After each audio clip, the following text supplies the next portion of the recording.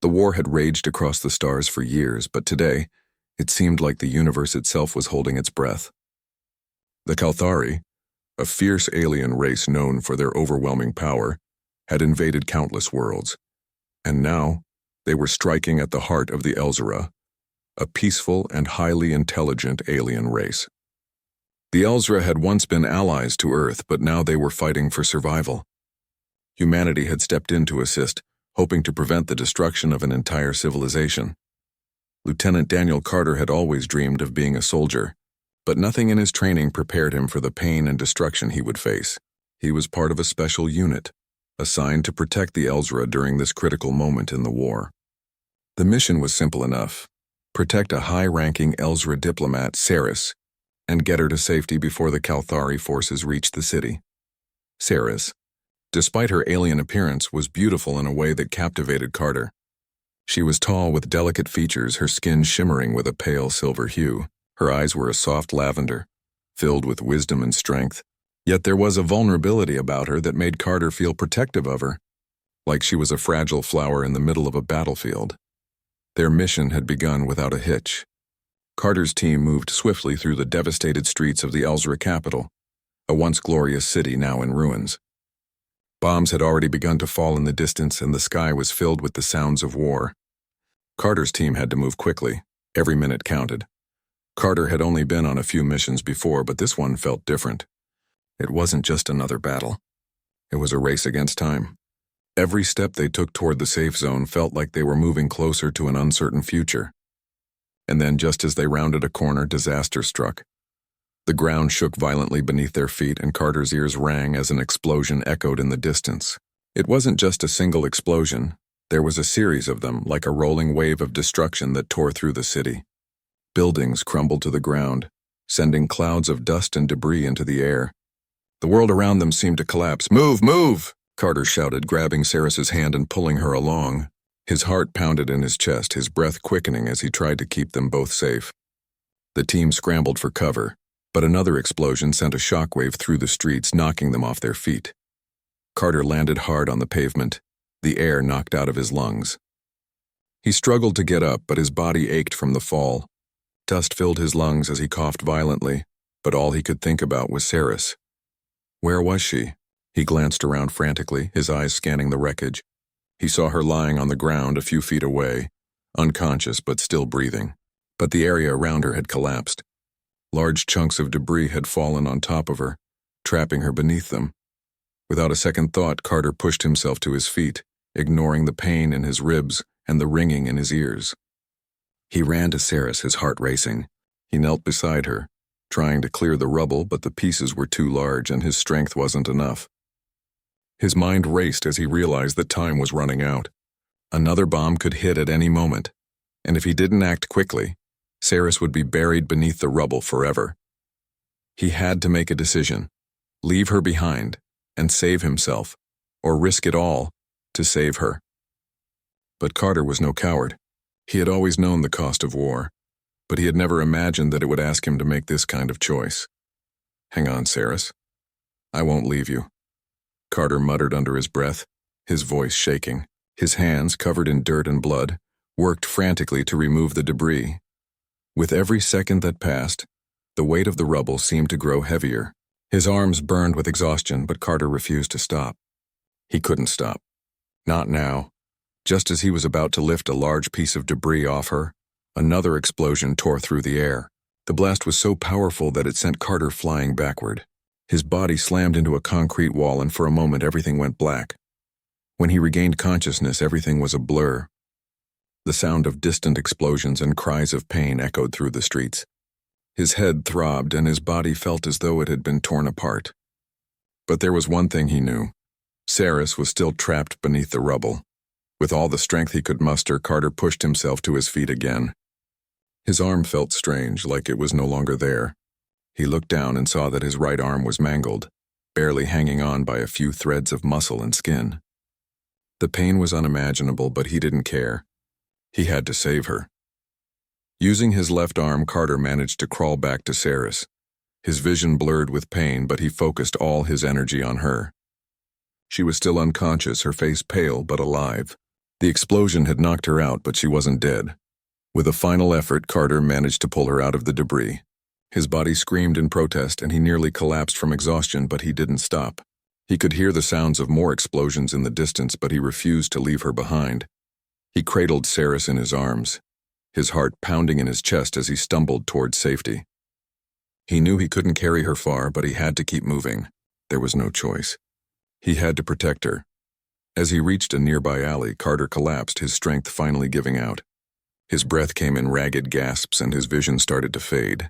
But before he lost consciousness, he saw the medics arrive, rushing toward them. He had done it. He had saved her. Saris was safe. The peace treaty that had been hanging in the balance now had a chance to survive. Carter's sacrifice had given humanity and their alien allies a fighting chance. And although his right arm was gone forever, Carter knew that he had done what was needed. He had saved a life. Months had passed since the bombing. The Elsra capital, once a place of beauty and peace, now stood as a shadow of its former self. Buildings that had once reached for the sky were now rubble. The streets were filled with memories of a time before the war, before the destruction. But among the ruins, something good had come from the chaos. Lieutenant Daniel Carter had become a symbol of humanity's strength and determination. His act of bravery, risking everything to save Saris, the Elsra diplomat, had caught the attention of the galaxy.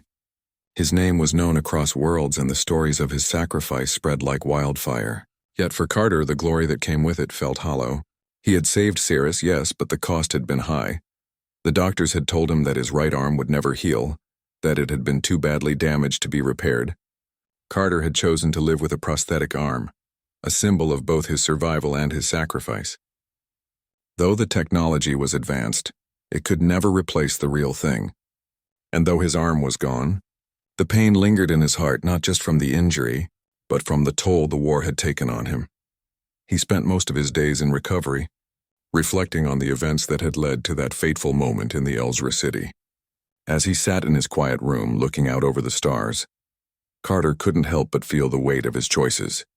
He had saved Saris, yes, but in doing so, he had changed the course of the war. The peace treaty that had seemed impossible was now a reality. But at what cost? Saris visited him regularly, her presence a reminder of the sacrifice he had made. She had grown fond of him, but there was a distance between them. Carter knew that, despite the bond they had shared in the midst of chaos, their worlds were too different. She was a leader of her people, someone who would be expected to marry and carry on the legacy of her family. He was a soldier, scarred both physically and emotionally by the war. They came from different places, different cultures.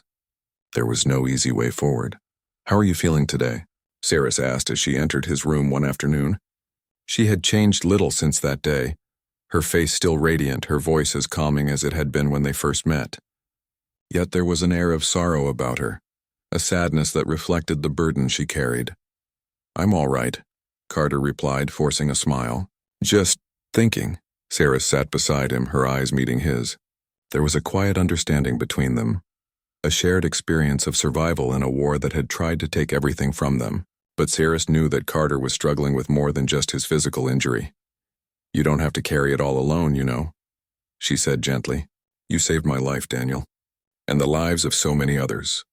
I owe you more than I can ever repay." Carter shook his head, trying to brush off her words.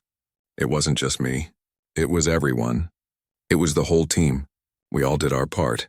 Saris leaned forward, her eyes softening. "But you were the one who refused to let me go. When everyone else would have given up, you held on. That kind of bravery, it's rare."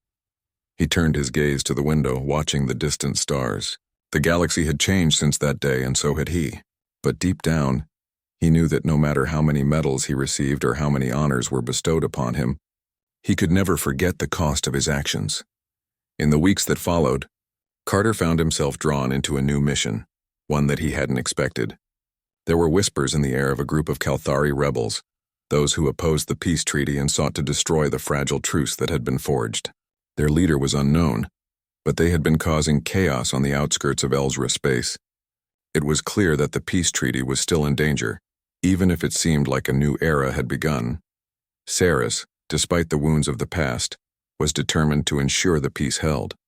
She had become the new queen of the Elsra, the one who would lead her people into a future free of war. And though Carter had hoped for a quiet life, he knew that he could not ignore his duty. He had once been a soldier, and soldiers did not turn their backs on the people who depended on them.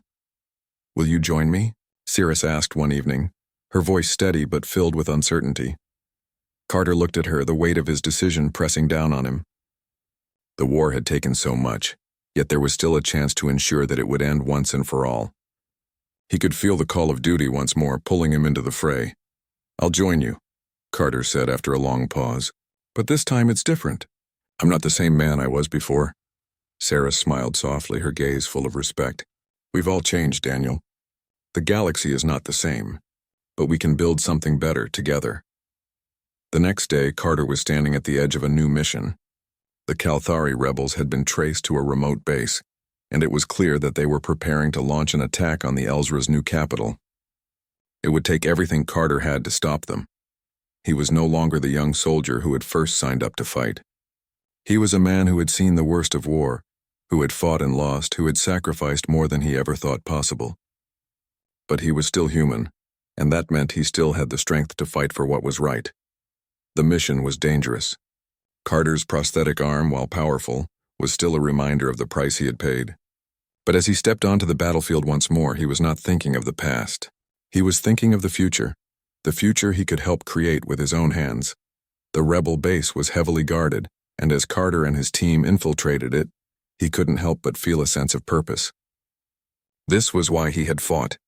This was why he had risked everything. To protect those who could not protect themselves.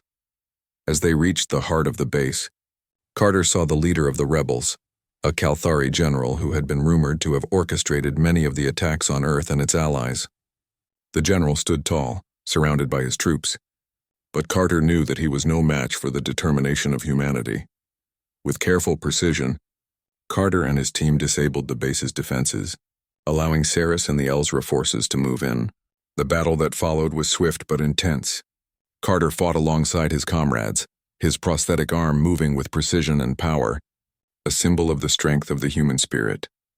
When the battle was won, and the rebels were defeated, Carter stood in the middle of the battlefield, his chest heaving from the effort. The peace was secured, but it had come at a cost. For Carter, the sacrifice of his arm had been just the beginning. He had given so much, but in return he had helped secure a future for the galaxy. Cirrus approached him, her eyes filled with gratitude and admiration. "You did it," she said softly. "You saved us all." Carter nodded, his heart full. "We did it, Cirrus. Together." And for the first time in a long while, Carter felt that maybe, just maybe, the sacrifices of the past had been worth it. The galaxy was at peace, and humanity had shown the universe what it meant to never give up.